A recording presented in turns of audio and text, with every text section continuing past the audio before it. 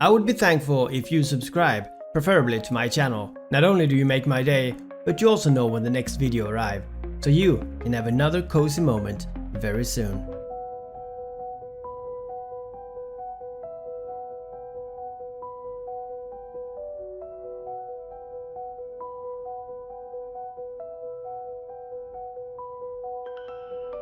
The iconic Quafe Corporation is known across New Eden as the producer of the galaxy's most popular soft drink. It's a brand that has managed to embed itself into the everyday lives of countless citizens, providing a sense of comfort, and this in a universe often plagued by conflict. But beneath this surface of this seemingly benign beverage giant lies a conspiracy that could shake the very foundations of trust that Quafe has built with its consumers. Now, to give you some background what this company is, Quafe was founded by Mentas Blake, a visionary entrepreneur whose business acumen and characteristic personality turned a simple soft drink into a galactic phenomenon. Blake's rise to power was swift and seemingly unstoppable, and his creation quickly became the drink of choice, from Caldari Prime all the way to Amar.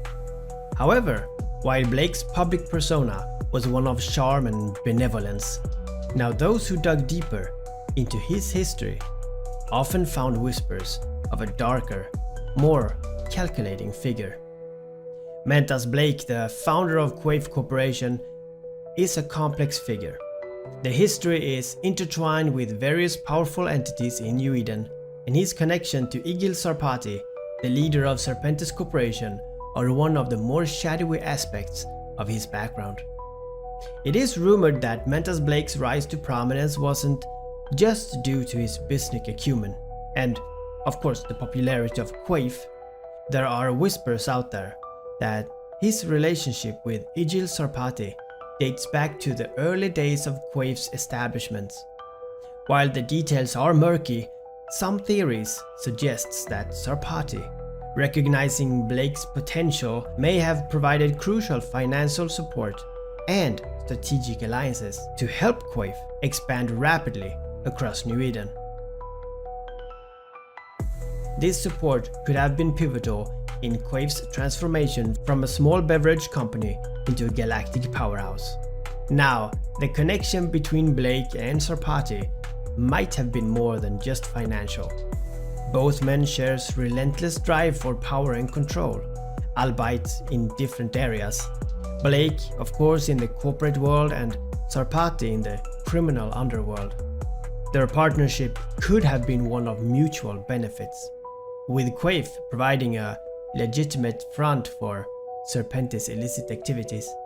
This relationship would have allowed Sarpati to use Quafe's extensive distribution networks for smuggling their own drugs and other contrabands across New Eden, and all this would also be under the radar of law enforcement agencies. There are also hints that Blake and Sarpati might have shared more than just a business relationship. Both men were known for their ruthlessness and willingness to do whatever it takes to achieve their goals. These shared mentalities could have forged that bond between them, with Blake possibly viewing Sarpati not just as a business partner, but more like a kindred spirit who understands even the darker side of power. Now, Igil Sarpati, known as the mastermind behind Serpentis, controls one of the most feared and reviled criminal organizations in New Eden. Serpentis is infamous for its production and distribution of illegal narcotics, particularly combat boosters, which are in high demand among capsuleers and also militaries alike. As the Serpentis Corporation operates from the shadows, its tendrils often extending into nearly every aspect of New Eden's underworld. If these suspicions are true, then Quafe's pristine image is nothing more than a facade. The relationship between Quafe and Serpentis could be one of mutual benefits. While Quafe rakes in the legitimate profits from its beverages, it could be funneling a portion of those profits back into Serpentis to fund their illegal operations. and in return, Serpentis could be providing Quafe with untraceable routes for smuggling and distribution, making sure that their supply chain remain untouchable by the law. I mean, it's not impossible that Quafe's extensive network and supply chains could be used to transport Serpentis narcotics hidden among the crates of harmless soft drinks. The very bottles of Quafe that citizens drink to quench their thirst might be a part of a much larger and more dangerous operation, one that fuels addiction, crime, and of course suffering across New Eden. But the idea that Quafe is secretly funding Serpentis is not only tarnished by the reputation of a beloved brand, but it also raises grave concerns about the influence and reach of the criminal organizations. If Quafe, a company that has always positioned itself as a force for good, can be so deeply involved in such dark dealings, then who can the citizens of New Eden truly trust? Moreover, this alleged partnership underscores the complexities of power and morality in a galaxy where alliances are often built on deception and greed. But now I guess you're asking, why do we come to these conclusions? Well, first we got the suspicious trade routes, Quafe shipments in Syndicate space. Quafe transport ships are frequently spotted in Syndicate space, and this is a known stronghold for Serpentis activities. This could indicate that Quafe is using these routes to discreetly supply Serpentis with resources or is facilitating the distribution of Serpentis illicit goods. There is also increased patrols and blockades. There are reports of increased Concord or other faction patrols around Quafe shipping lanes, particularly those that pass through or near Serpentis controlled regions. This could suggest that law enforcement suspects illegal cargo or dealings associated with these shipments. Not only that, but we are talking unusual high profits. Analysts notice that Quafe's profits margin have inexplicably surged, particularly in sectors where Serpentis' influence is strong. Perhaps Quafe is benefiting from or even involved in the lucrative black market trade orchestrated by Serpentis. Now, Quafe's stock also experienced unexplained fluctuations, often correlating with significant Serpentis operations, and this one could indicate insider trading or financial manipulations by entities connected to both Quafe and Serpentis. We also have the records of personal crossovers, former Serpentis members now in Quafe's ranks.